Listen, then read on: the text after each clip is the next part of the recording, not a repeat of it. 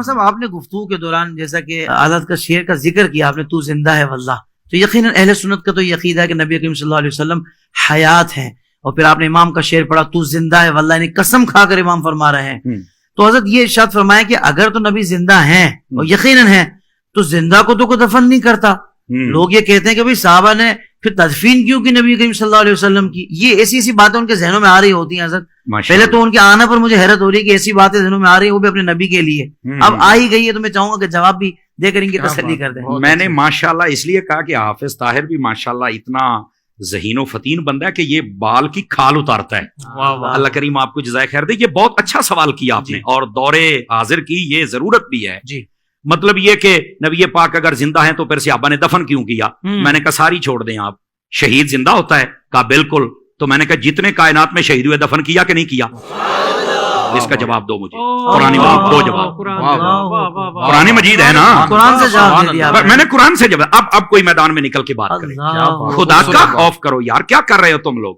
یعنی اتنا بغض کہ نبی پاک کے بارے میں یہ سارے سوالات کیے جا رہے، حالانکہ شہید کا رتبہ کم ہے اور نبی کا زیادہ ہے. تو جب کم رتبے والا زندہ ہے تو جس کا سب نبیوں سے بھی زیادہ ہے، پھر وہ کیوں نہیں زندہ ہے؟ سمجھ آ رہی میری بات کی؟ اچھا دوسری بات میں نے کہا یہ میں تمہارا شوق پورا کر دیتا ہوں کہ تم کہتے ہو کہ زندہ تھے تو پھر دفن کیوں کیا. میں نے کہا جو مردہ ہوتا ہے نا اس کو آگ لگائی جاتی، کسی بھول میں نہ رہنا. اس بات کو نوٹ کیا جائے. جن کے مر جاتے ہیں وہ آگ لگاتے ہیں اپنے ہاتھوں سے. ہم جو دفن کرتے ہیں نا وہ زندہ سمجھ کے کرتے ہیں. کہتے ہیں مولانا وہ کیسے؟ سن لیجئے. اور یار مجھے بتاؤ اگر زندہ نہیں ہے تو قبر میں اٹھ کے سوالوں کے جواب کون دیتا ہے؟ بتاؤ نا مجھے. یہ صرف اتنی دیر تک ہی موت کا حکم ہے کہ جب تک سانسیں باندھے ہم نے قبر کے سپرد نہیں کر دیا، اللہ کی رحمت کے سپرد نہیں کر دیا. اس نے یہ جہان بدلنا ہے، برزخی دنیا میں جانا ہے. سمجھ آ رہی ہے؟ اور اس کو کہتے ہیں برزخی حیات.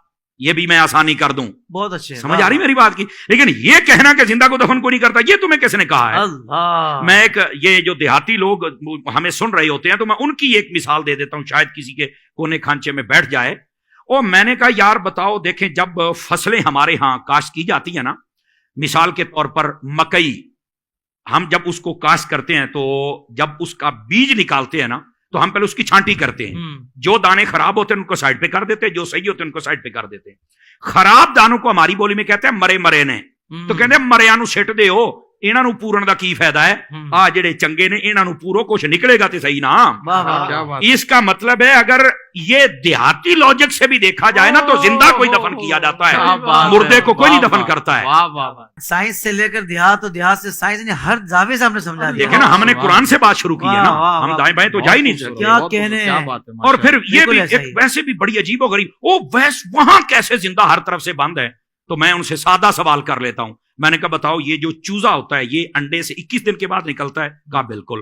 تو میں نے کہا بتاؤ یہ 21 دنوں تک کون سا سوراخ ہوتا ہے جہاں سے کوئی ہوا شوا جاتی ہے، کاربن ڈائی آکسائڈ جاتی ہے، کہاں سے آکسیجن جاتی ہے؟ تو کہتا نہیں یار تو مردہ نکلتا ہے. کہا نہیں زندہ نکلتا ہے. کیسے زندہ رہا؟ کہتا یہ تو نہیں پتا. تو میں نے کہا پتا ہوتا تو سنی نہ ہوتا. پتا ہوتا تو سنی نہ ہوتا. بھئی جو رب ایک چوزے کے لیے سب انتظام کر سکتا ہے وہ مدینے کے تاجدار کے لیے نہیں کر سکتا. وہ زندہ ہیں. زندگی کی تمہیں نہیں سمجھ آئی تو ایک الگ بات ہے. تو زندہ ہے واللہ، تو زندہ ہے واللہ، میرے چشم عالم سے چھپ جا. سبحان اللہ، سبحان اللہ.